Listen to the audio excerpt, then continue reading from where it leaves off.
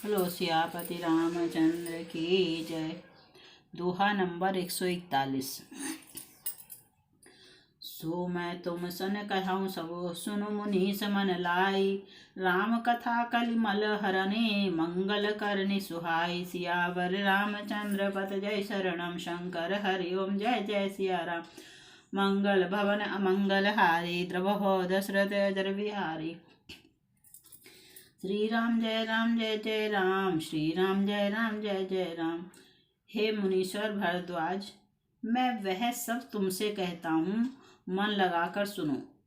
श्री रामचंद्र जी की कथा कलयुग के पापों को हरने वाली, कल्याण करने वाली और बड़ी सुंदर है। स्वयंभू मनु और उनकी पत्नी सतरूपा, जिनसे मनुष्यों की है अनुपम सृष्टि हुई। इन दोनों पति पत्नी के धर्म और आचरण बहुत अच्छे थे। आज भी वेद जिनकी मर्यादा का गान करते हैं। राजा उत्तानपाद उनके पुत्र थे, जिनके पुत्र प्रसिद्ध हरि भक्त ध्रुव जी हुए। उन मुनि जी के छोटे लड़के का नाम प्रियव्रत था, जिसकी प्रशंसा वेद और पुराण करते हैं। पुनः देवहूति उनकी कन्या थी, जो कर्दम मुनि की प्यारी पत्नी हुई और जिन्होंने आदि देव दीनों पर दया करने वाले समर्थ एवं कृपालु भगवान कपिल को गर्भ में धारण किया। तत्वों का विचार करने में अत्यंत निपुण जिन कपिल भगवान ने सांख्य शास्त्र का प्रकट रूप में वर्णन किया, उन स्वयंभू मनु जी ने बहुत समय तक राज्य किया और सब प्रकार से भगवान की आज्ञा रूप शास्त्रों की मर्यादा का पालन किया। घर में रहते बुढ़ापा आ गया, परंतु विषयों से वैराग्य नहीं होता।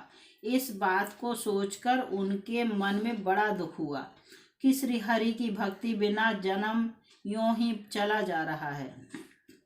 तब मुनि जी ने अपने पुत्र को जबरदस्ती राज्य देकर स्वयं स्त्री सहित वन को गमन किया। अत्यंत पवित्र और साधकों को सिद्धि देने वाला तीर्थों में श्रेष्ठ नैमिषारण्य प्रसिद्ध है। वहाँ मुनियों और सिद्धों के समूह बसते हैं। राजा मनु हृदय में हर्षित होकर वहीं चले। वे धीर बुद्धि वाले राजा रानी मार्ग में जाते हुए ऐसे सुशोभित हो रहे थे, मानो ज्ञान और भक्ति ही शरीर धारण किए जा रहे हों। चलते चलते वे गोमती के किनारे जा पहुँचे। हर्षित होकर उन्होंने निर्मल जल में स्नान किया। उनको धर्म धुरंधर राज ऋषि जानकर सिद्ध और ज्ञानी मुनि उनसे मिलने आए। जहाँ जहाँ सुंदर तीर्थ थे, मुनियों ने आदर पूर्वक सभी तीर्थ उनको करा दिए। उनका शरीर दुर्बल हो गया था। वे मुनियों के से वल्कल वस्त्र धारण करते थे और संतों के समाज में नित्य पुराण सुनते थे। द्वादश अक्षर मंत्र मुनि जपहि सहित अनुराग। वासुदेव पद पंकरहु संपति मन अति लाग। सियावर रामचंद्र पद जय शरणम शंकर हरि ओम जय जय सिया राम। मंगल भवन अमंगल हारी द्रवहो दशरथ अजर बिहारी। श्री राम जय जय राम। श्री राम जय जय राम। और 12 अक्षर मंत्र ओम नमो भगवते वासुदेवाय का प्रेम सहित जप करते थे। भगवान वासुदेव के चरण कमलों में उन राजा रानी का मन बहुत ही लग गया। वे साग फल और कंद का आहार करते थे और सच्चिदानंद ब्रह्म का स्मरण करते थे। फिर वे श्री हरि के लिए तप करने लगे और मूल फल को त्याग कर केवल जल के आधार पर रहने लगे। हृदय में निरंतर यही अभिलाषा हुआ करती कि हम कैसे उन परम प्रभु को आँखों से देखें, जो निर्गुण अखंड अनंत और अनादि हैं, और परमार्थवादी ब्रह्म ज्ञानी तत्ववेत्ता लोग जिनका चिंतन किया करते हैं, जिन्हें वेद नेति नेति यह भी नहीं कहकर निरूपण करते हैं, जो आनंद स्वरूप उपाधि रहित और अनुपम हैं, एवं जिनके अंश से अनेकों शिव, ब्रह्मा और विष्णु भगवान प्रकट होते हैं, ऐसे महान प्रभु भी सेवक के वश में हैं और भक्तों के लिए दिव्य लीला विग्रह धारण करते हैं। यदि वेदों में यह वचन सत्य है तो हमारी अभिलाषा भी अवश्य पूरी होगी। यही विधि बीते बरस 60 सहस बारी आहार, संवत 7 सहस्र पुनि रहे समीर आधार। सियावर रामचंद्र पत जय शरणम शंकर हरि ओम जय जय सिया राम। मंगल भवन मंगल हारी द्रबहो दशरथ अजर विहार। श्री राम जय जय राम, श्री राम जय जय राम। इस प्रकार जल का आहार करके तप करते करते 6000 वर्ष बीत गए। फिर 7000 वर्ष वे वायु के आधार पर रहे। 10,000 वर्ष तक उन्होंने वायु का आधार भी छोड़ दिया। दोनों एक पैर से खड़े रहे। उनका अपार तप देखकर ब्रह्मा, विष्णु और शिव जी कई बार मुनि जी के पास आए। उन्होंने इन्हें अनेक प्रकार से ललचाया और कहा कि कुछ वर मांगो, पर ये परम धैर्यवान राजा रानी अपने तप से किसी के डिगाए नहीं डिगे। यद्यपि उनका शरीर हड्डियों का ढांचा मात्र रह गया था, फिर भी उनके मन में जरा भी पीड़ा नहीं थी। सर्वज्ञ प्रभु ने अनन्य गति आश्रय वाले तपस्वी राजा रानी को निज दास जाना। तब परम गंभीर और कृपा रूपी अमृत से सनी हुई यह आकाशवाणी हुई कि वर मांगो। मुर्दे को भी जिला देने वाली यह सुंदर वाणी कानों के छेदों से होकर जब हृदय में आई, तब राजा रानी के शरीर ऐसे सुंदर और हष्टपुष्ट हो गए मानो अभी घर से आए हैं। श्रवण सुधा सम वचन सुनी पुलक प्रफुल्लित गात, बोले मनु करि दंडवत प्रेम न हृदय समात। सियावर रामचंद्र पत जय शरणम शंकर हरि ओम जय जय सिया राम। मंगल भवन अमंगल हारी द्रबहो दशरथ अजर विहारी। श्री राम जय जय राम, श्री राम जय जय राम। कानों में अमृत के समान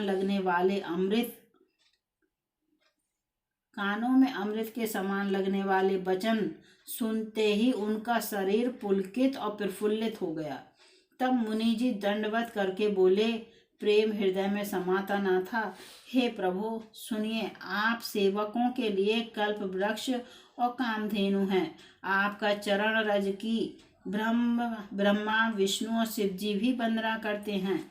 आप सेवा करने में सुलभ हैं तथा सब सुखों के देने वाले हैं। आप शरणागत के रक्षक और जड़ चेतन के स्वामी हैं। हे अनाथों का कल्याण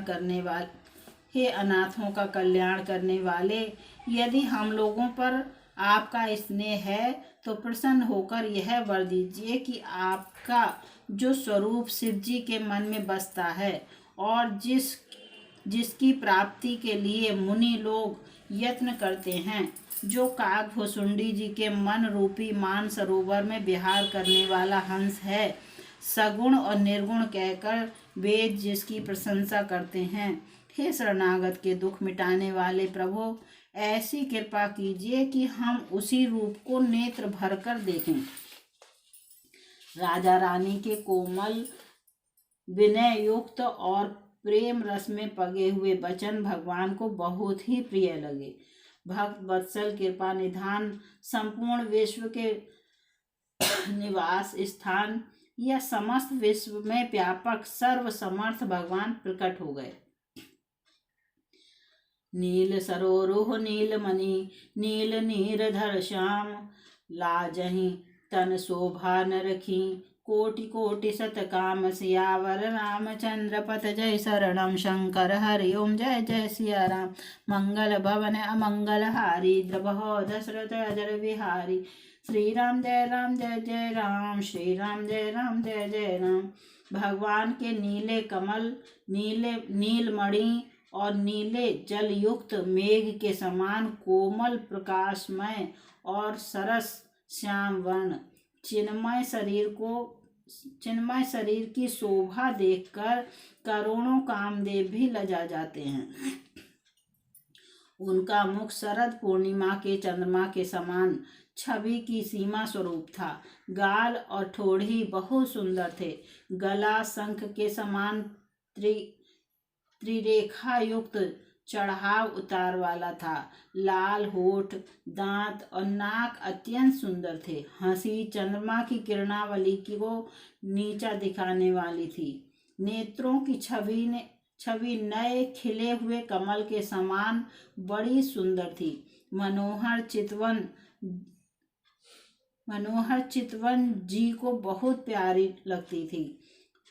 टेढ़ी भौहें कामदेव के धनुष की शोभा को हरने वाली थी। ललाट पटल पर प्रकाशमय तिलक था।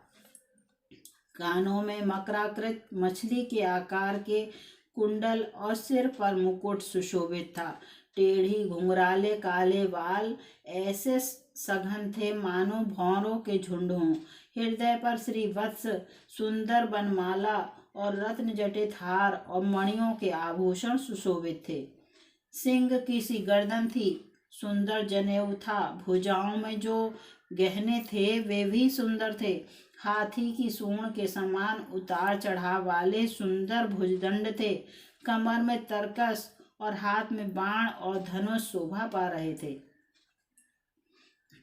तड़ित विनिंदक पीत पट उदर रेख बरतीनी नाभि मनोहर लेति जनु जमुन भवर छवि छीन सियावर रामचंद्र पथ जय शरणम शंकर हरि ओम जय जय सिया राम। मंगल भवन अमंगल हारी द्रबहो दशरथ अजर बिहारी श्री राम जय जय राम श्री राम जय जय राम। स्वर्ण वर्ण का प्रकाशमय पीतांबर बिजली को लजाने वाला था। पेट पर सुंदर 3 रेखाएं त्रिवली थीं। नाभि ऐसी मनोहर थी मानो यमुना जी के भवनों की छवि को छीने लेती हो, जिनमें मुनियों के मन रूपी भंवरे बसते हैं। भगवान के उन चरण कमलों का तो वर्णन ही नहीं किया जा सकता। भगवान के बाएं भाग में सदा अनुकूल रहने वाली शोभा की राशि जगत की मूल कारण रूपा आदि शक्ति श्री जानकी जी सुशोभित हैं, जिनके अंश से गुणों की खान अगणित लक्ष्मी, पार्वती और ब्रह्माणी त्रिदेवों की शक्तियां उत्पन्न होती हैं तथा जिनकी भौं के इशारे से ही जगत की रचना हो जाती है, वही भगवान की स्वरूपा शक्ति श्री सीता जी श्री रामचंद्र जी की बाईं ओर स्थित हैं। शोभा के समुद्र श्री हरि के रूप को देखकर मनु शत्रुपा नेत्रों के पट पलकें रोके हुए एकटक स्तब्ध रह गए। उस अनुपम रूप को वे आदर सहित देख रहे थे और देखते देखते अघाते ही न थे। आनंद के अधिक वश में हो जाने के कारण उन्हें अपने देह की सुधि भूल गई। वे हाथों से भगवान के चरण पकड़कर दंड की तरह सीधे भूमि पर गिर पड़े। कृपा की राशि प्रभु ने अपने कर कमलों से उनके मस्तकों का स्पर्श किया और उन्हें तुरंत ही उठा लिया। बोले कृपा निधान पुनि अति प्रसन्न मोह जानी मांगौ बर जोई भाव मन महादानी अनुमानी सियावर रामचंद्र पथ जय शरणम शंकर हरि ओम जय जय सिया राम। मंगल भवन अमंगल हारी द्रबहो दशरथ अजर बिहारी श्री राम जय जय राम श्री राम जय जय राम। बोलो सियापति रामचंद्र की जय। दोहा नंबर 148 समाप्त।